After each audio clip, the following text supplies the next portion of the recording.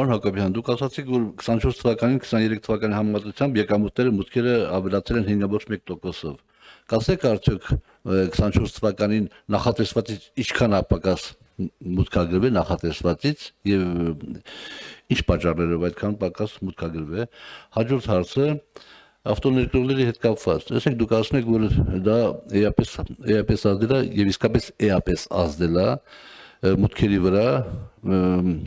այդ ոլորտի այսպես կոչված տրանսֆորմացիան։ 24 թվականին երբ որ քննարկում էինք համանման զեկույց 23 թվականի համար, ասում էին, որ այսպես կոչված աշխատանքների շնորհիվ լրացուցիչ մուտքագրվել է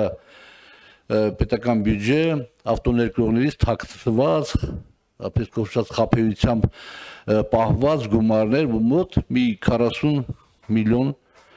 դոլարի չափով։ Այնինչ անցած տարվա հոկտեմբերի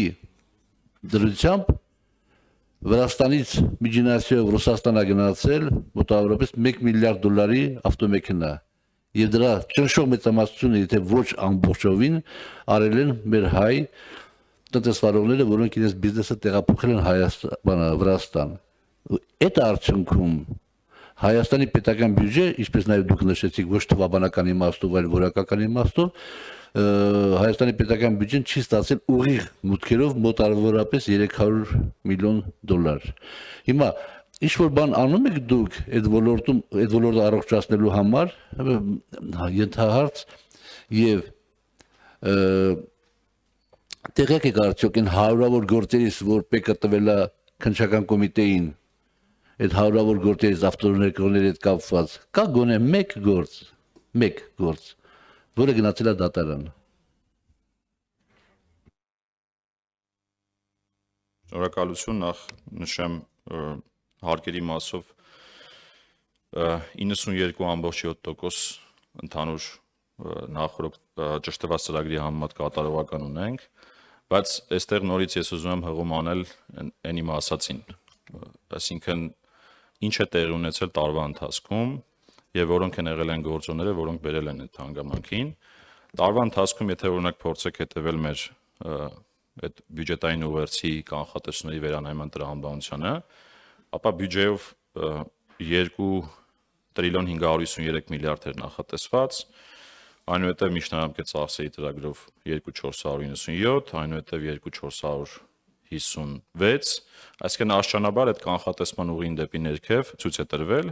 եւ արդյունքում այդ վերջի կանխատեսումից հետո, որը եղել է 2.456 միլիարդ, փաստացի ունեցել ենք ավելի քիչ,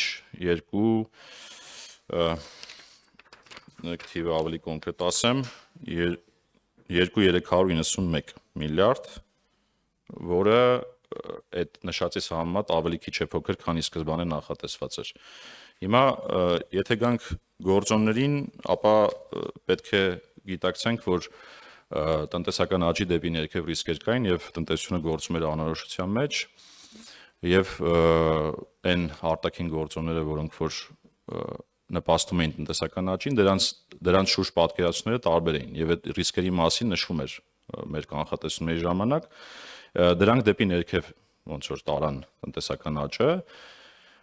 եւ դա տնտեսական աճը ձևավորվեց այն միջակայքում, ինչ որ ի սկզբանե նաեւ ռիսկերով կանխատեսվում էր, այսինքն կարելի ասել հարկման բազայի որոշակի նվազում է եղել 2024 թվականին սպասվածի համեմատ, բայց նաեւ դրան ավելացել է այն իմ նշած գործոնները, մասնավորապես այդ ներմուծման նվազումները, որոնք որ ի սկզբանե հեշտ չէր կանխատեսելը, տարվա ընթացքում ավելի ակնհայտ է դարձել ավտոմեքենաների ու ծխախոտի մասով, եւ երրորդը, ինչպես նշեցի, բանկերի եւ շինարարության վճարվելիք հարկերը, որոնք որ ավելի շատ տեղափոխվել են այս տարի։ Այսինքն այս բոլոր գործոնների համախումբը բերել է որոշակի ավելի ցածր հավաքագրումների, քան ի սկզբանե սպասվում էր։ Բայց նորից էլի նշեմ, որ ստվերի կրճատման ջանքերը սրա արդյունքում չեն նվազել։ Հիմա ինչ վերաբերվում է արդեն կոնկրետ ձեր մյուս հարցին, ավտոմեքենաների ներմուծման հարցին, տեսեք, այստեղ այս պահին ձեռքից տակ գնահատական չունեմ, թե հատկապես ինչքան կարող էր դրա պատճառով, չնայած մի րոպե ես մոտավորապես հնչեցնեմ,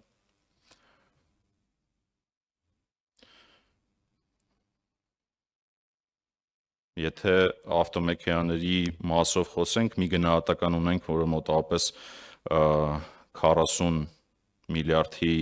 մասին է, 40-41 միլիարդ դրամի մասին է 2024 թվականի համար, բայց այստեղ պետք է գործոնները փորձենք մի քիչ ավելի բազմակողմանի նայել, այսինքն միայն ձեր նշվածը չի։ Միգուցե որոշակի հարկումը տվյալ ոլորտի կարող որ սահմանափակող դեր ունենար,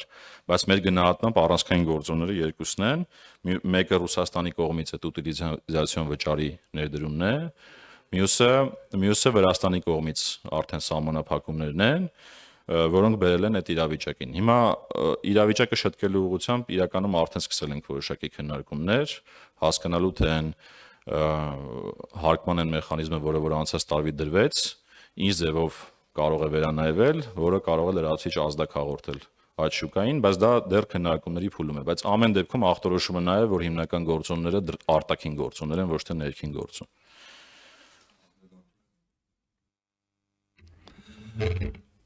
Պարոն Հակոբյան, ես ասեմ պաշտոնական տվյալ եմ ասում, որ Վրաստանի այդ ծառայություններն են հրապարակել, որ հոկտեմբերի 10-ի դրությամբ անցած տարվա 1 միլիարդ դոլարի մեքենա Միջինասիայով Վրաստանի Միջինասիայով գնացել է Ռուսաստան, այսինքն այդ ուտիլիզացիոն զբոսնների հետ կապված բան այդքան էլ խանգարող հանգամանք չի հանդիսացել։ Եվ դրա ճնշող մեծամասնությունը եղել են հայ տնտեսվարողների արած գործողությունների արդյունքում, դրանք պետք է գային Հայաստանով գնային, այնպես են գնացել, փողերը մնացել է Վրաստանում, մնացել է Միջինասիայում, եւ դա բանը, ուղղակի բանը, ես հետաքրքրվել եմ եւ հաշվարկել եմ, էլի կազմել է մոտավորապես 300 միլիոն դոլարի չափ։ Հիմա տեսեք ասբանը, բայց այդուհանդերձ հարց առաջանում էլի հարյուրավոր գործեր ՊԿ ուղարկել է քննչական կոմիտե, որոնք ասենք չարաշահումներ են եղել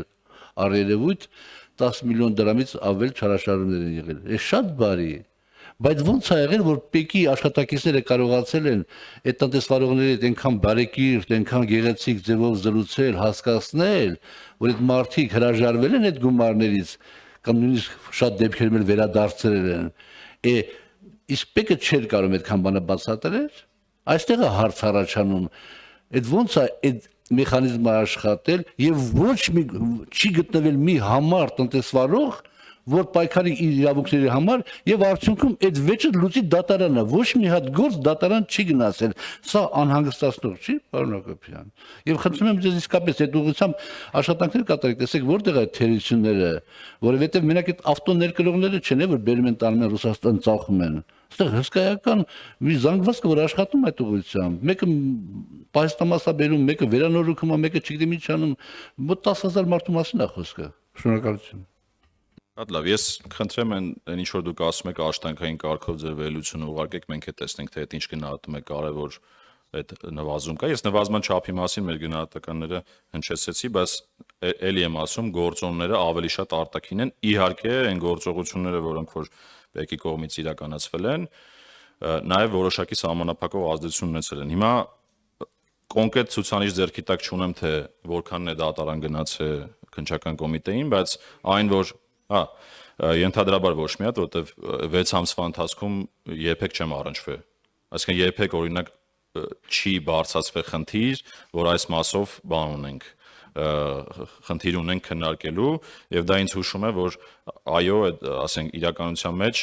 գործերը դեռ ասենք քննչականում են, բայց կարող է նաեւ լինի գործեր, որոնք որ դատարանում են, դա կարող ենք աշտանքային կարգով ստուգել ձեր հետ կիսվել, իսկ իմ տեղեկություններով, երբ որ ես քննարկում էի գործընկերների հետ, այդ չարաշահումները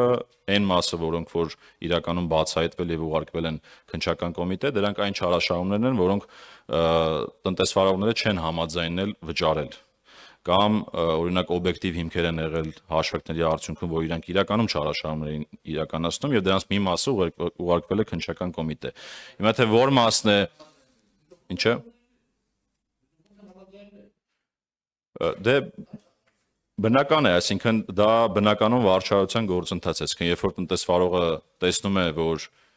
ինքը չի կարողանում հիմնավորել եւ մեր արգումենտները ավելի պինդ են, այսպես ասված, հետո հաջորդ փուլում համաձայնվում է։ Հիմա թե դրանցից որ մասն է այդպես եղել, որ մասը այլ ձևով, դա պետք է մտ առանձին ախտորոշման ենթարկվի, բայց ես նշեցի։ մենք արդեն մեկնարկել ենք այդ մեր կողմից կարգավորումների փոփոխության քննարկումներ։